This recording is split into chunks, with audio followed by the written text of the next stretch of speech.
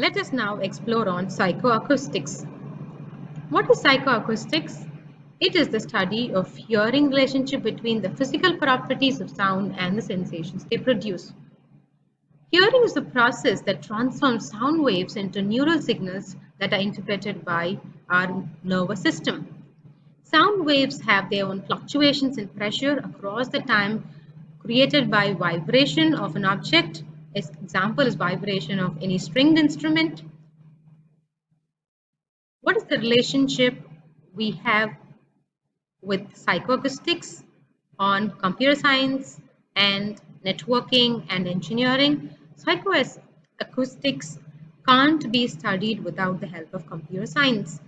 So it needs the use of computer science and engineering to have a well-versed analysis of psychoacoustics.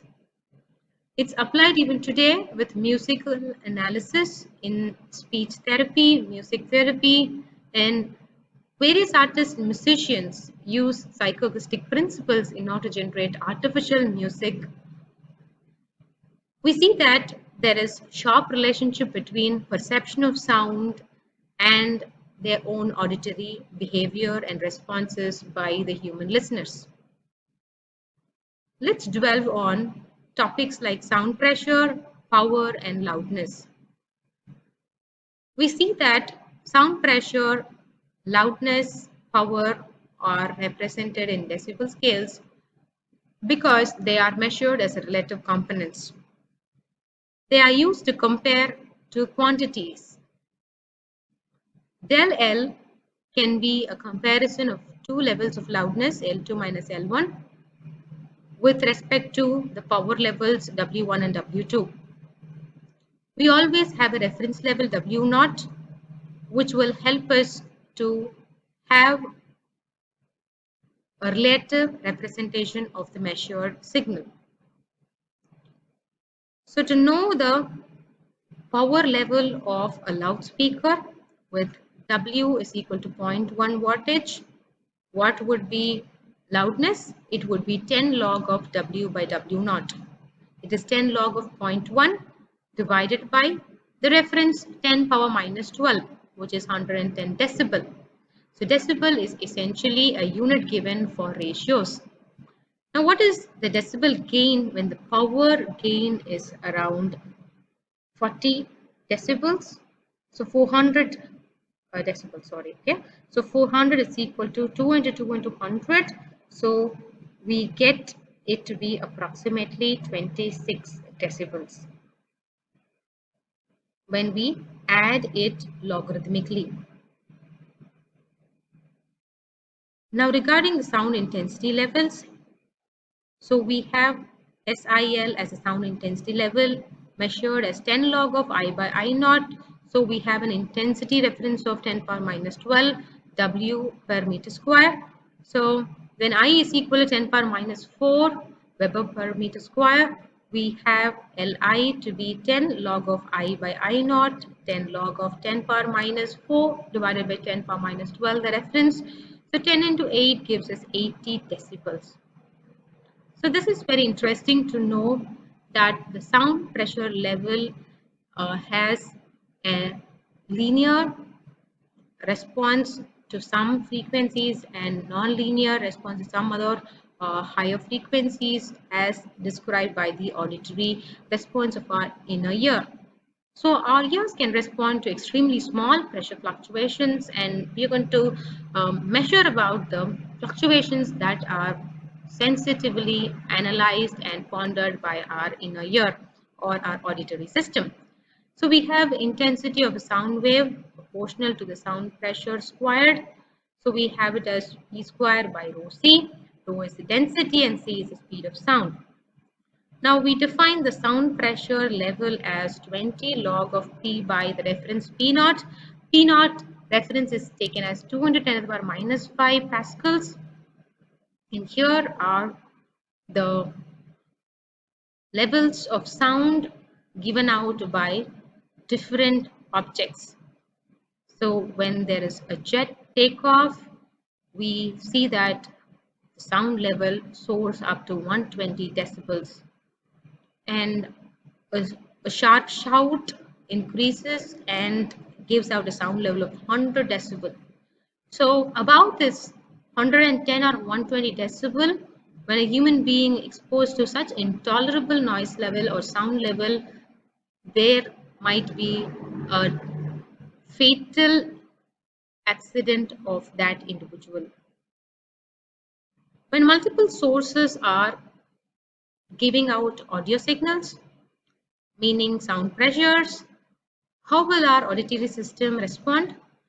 For example, when two uncorrelated sources of 80 decibels are produced, do not think that our ear would anticipate or receive 160 decibel, which is not possible. It would be a non-linear reception of 83 decibel. Suppose there are three sources of 50 decibels each.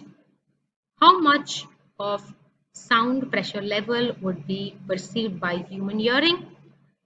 It would be around 54.8 decibel as per this formula. 10 log of P1 square plus P2 square plus P3 square, the three sources of sound pressure, is divided by P0 square, which is the reference pressure level, which is 210 to the power minus 5 Pascal.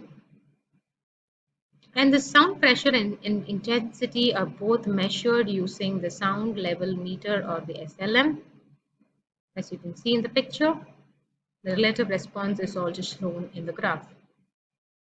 There are four attributes that are used to describe the characteristic of a sound, namely the loudness, pitch, timbre, and duration.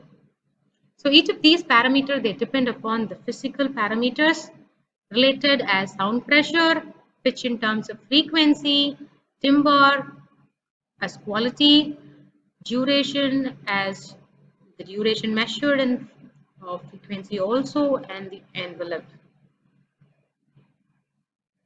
Now, this is the dependency of the subjective qualities of sound on the physical parameters. So we have physical parameters such as pressure, frequency, spectrum, duration, and envelope, whereas subjective qualities such as loudness, pitch, timbre, and duration. So this represents the typical dependency of each of the physical parameter which with the subjective parameters.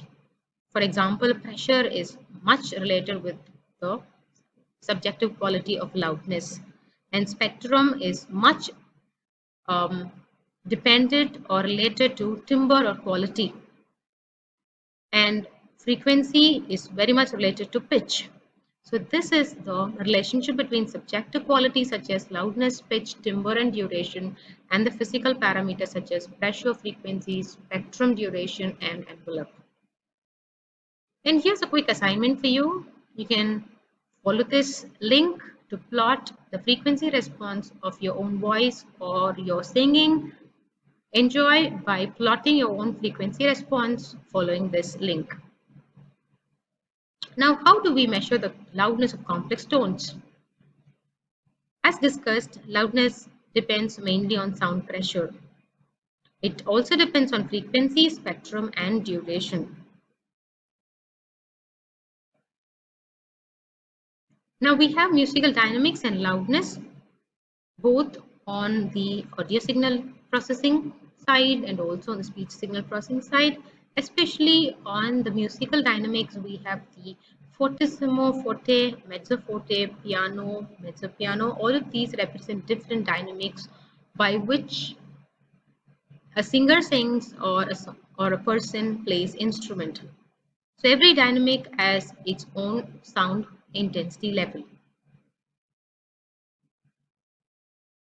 And here is a physiological model of the human ear. In the physiological model, we have the outer ear, the middle ear, and the most important inner ear. In the inner ear, we have the cochlea, and in the cochlea, we have the basilar membrane, which has 24 critical bands that are responsible for hearing the audio signal between the range 20 Hz and 20 kHz. And our inner ear, in the cochlea, in the basilar membrane, we have critical bands that act as auditory bands which do the spectral analysis. We can see that sound enters our external and middle ear Then it enters the cochlea. In the cochlea, we have basilar membrane, which has 24 different critical bands, which have bands that would listen to low frequency signals and bands that listen to high frequency signals. And we have an auditory nerve representation of the audio signal, and this is processed centrally, and there is a multiple representation of the same auditory signal by which pattern recognition task happens here.